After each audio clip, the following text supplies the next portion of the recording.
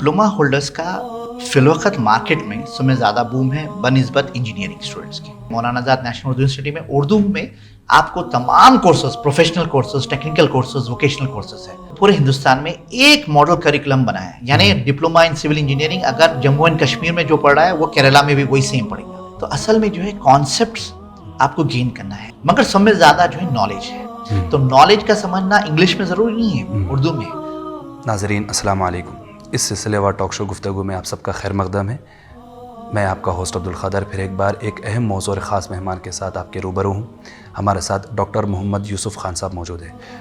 यूसुफ़ साहब, आपका गुफ्तगू में खैर मकदम है।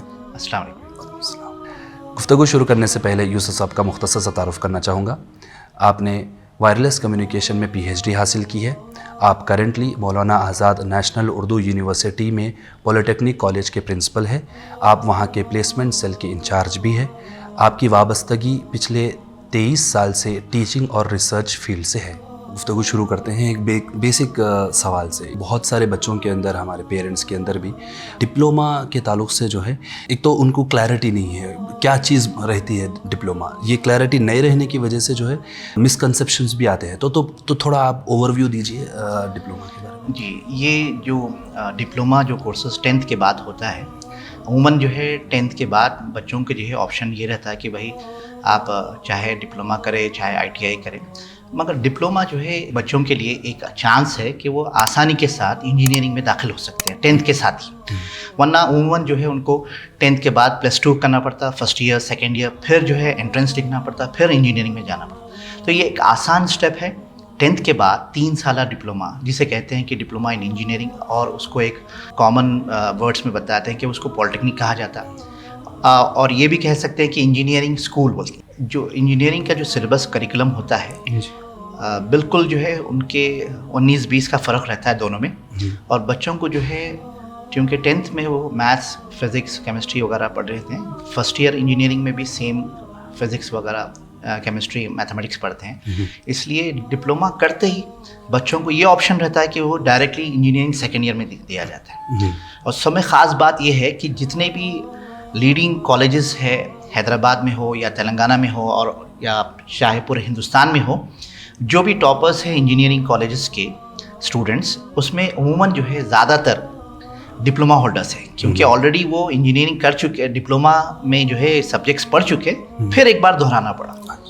अगर इस सब हम देखें, जो करियर अपॉर्चुनिटीज़ है, जॉब अपॉर्चुनिटीज़ है, उसमें जो है ये डिप्लोमा होल्डर्स के लिए क्या क्या फ़ायदे हैं, क्या क्या उसके अंदर है? सबसे पहली बात तो जो है कैरियर अपॉर्चुनिटीज़ का ताल्लुक जो है बच्चे के स्किल पे, नॉलेज पे ज़्यादातर जो है मुनस्सर रहता।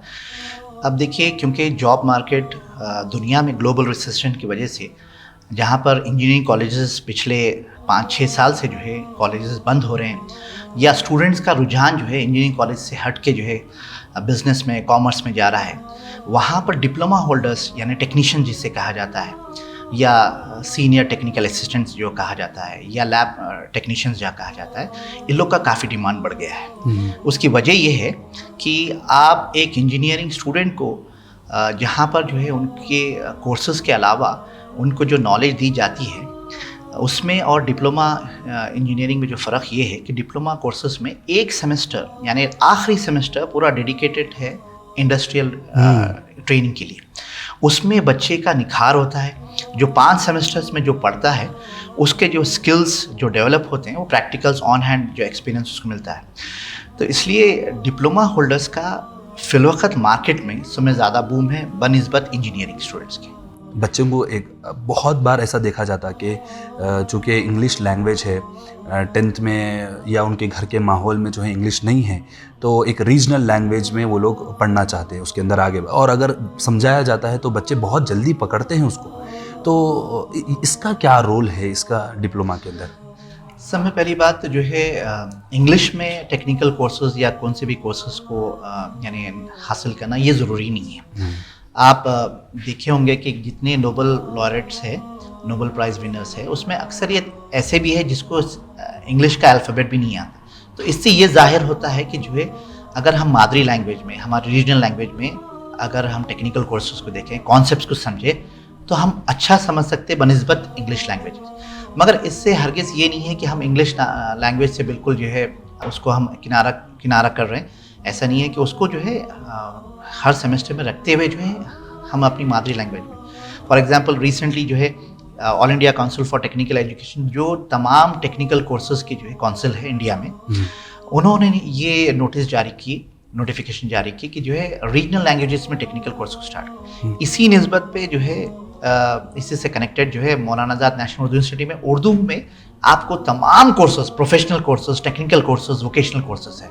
मैं उसका आप मिसाल देके बताता हूँ कि जो है मेरे हाथ में सेल फोन है, इसमें जो है जो मेन इंपॉर्टेंट पार्ट होता है ट्रांसमीटर रिसीवर। हमने इसकी इस्तेलाह टर्मिनोलॉजी को चेंज नहीं किया है, ट्रांसमीटर को ट्रांसमीटर ही बोल रहे हैं, रिसीवर को रिसीवर।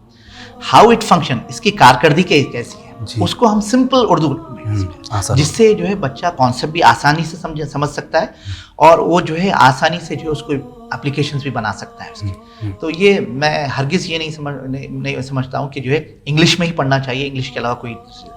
सर ये बात one nation one tax one, इस किस्म की बात चल रही है, वन करिकुलम भी चल रहा है, तो उसका थोड़ा बताइए ना। जी हाँ, ये मौजूदा जो है गवर्नमेंट ने एक अच्छा जो है कॉन्सेप्ट स्टार्ट किया है। उसमें सब में बड़ा फ़ायदा जो है डिप्लोमा स्टूडेंट्स को भी हो रहा है। उसकी वजह ये है कि अगर कोई डिप्लोमा स्टूडेंट मिसाल के तौर पे मध्य प्रदेश से किया है और वो चाह रहा है कि सेटल होना है आंध्र प्रदेश में या तेलंगाना में, तो उसको जो है यहाँ पर आना है, यहाँ का इक्विवेलेंट सर्टिफिकेट निकालना है डिप्लोमा का, फिर यहाँ का एंट्रेंस लिखना है, फिर जब जाके उसको सेकेंड ईयर लैटरल एंट्री में। अब उसको ऐसा नहीं है, जैसा all India council for technical education ने पूरे हिंदुस्तान में एक मॉडल करिकुलम बनाया है, यानी डिप्लोमा इन सिविल इंजीनियरिंग अगर जम्मू एंड कश्मीर में जो पढ़ रहा है वो केरला में भी वही सेम पढ़ेगा, अगर बिहार में पढ़ रहा है तो फिर वो आंध्रा में वही पढ़ेगा। यानी थ्रू आउट इंडिया एक ही मॉडल करिकुलम है, जिसकी वजह से स्टूडेंट जो है जैसा डिप्लोमा किया एनी स्टेट से वो जो है वहाँ का lateral entry ECET engineering common entrance लिख सकता है और डायरेक्टली सेकेंड ईयर में आ जा सकता है। बच्चे जो है अच्छी अपने मादरी ज़बान में कॉन्सेप्ट को, उसके पीछे का जो आइडिया है उसको अगर समझे, तो ये समझना इनका प्लेसमेंट्स में कितना फ़ायदेमंद होता है। प्लेसमेंट्स में देखिए, जो भी कंपनीज आती हरगिज़ खाली एक ही चीज़ पे, इंग्लिश कम्युनिकेशन स्किल्स पे कंसंट्रेट नहीं करते हैं, उनके दूसरे एस्पेक्ट्स भी होते हैं कि पहले तरजीह दी जाती है कि नॉलेज, सब्जेक्ट नॉलेज कितना है, कॉन्सेप्ट कितना अच्छा समझे। एक तो है कि जो है जैसा ट्रेंड बना हुआ है कि ऑल इन वन इंजीनियरिंग की जो है किताबें पढ़ लीजिए। जब आपको इंटरव्यू में पूछा जाए कि आपने इंजीनियरिंग ग्राफिक्स का एक कोई ऑथर बताइए, कोई एक टेक्स्ट बुक का नाम बताइए, तो वो नहीं। तो असल में जो है कॉन्सेप्ट्स आपको गेन करना है। अगर कॉन्सेप्ट्स बच्चा अगर समझ गया तो फिर कौन सी भी कंपनी है तो कंपनी पहले ये देखती कि भाई टेक्निकली मुझे जो है कितना फ़ायदा है। उसके बाद communication skills no doubt plays an important role, मगर सब में ज़्यादा जो है नॉलेज है। तो नॉलेज का समझना इंग्लिश में ज़रूरी नहीं है, उर्दू में। हाँ, ये ज़रूरी है कि जो थ्रू आउट वर्ल्ड जो है जो लैंग्वेज जो चल रही है, जो कम्युनिकेशन इंग्लिश में है, उसको भी जो है साथ में रखना। नाज़रीन, हम यहाँ पे एक छोटा सा ब्रेक लेते हैं।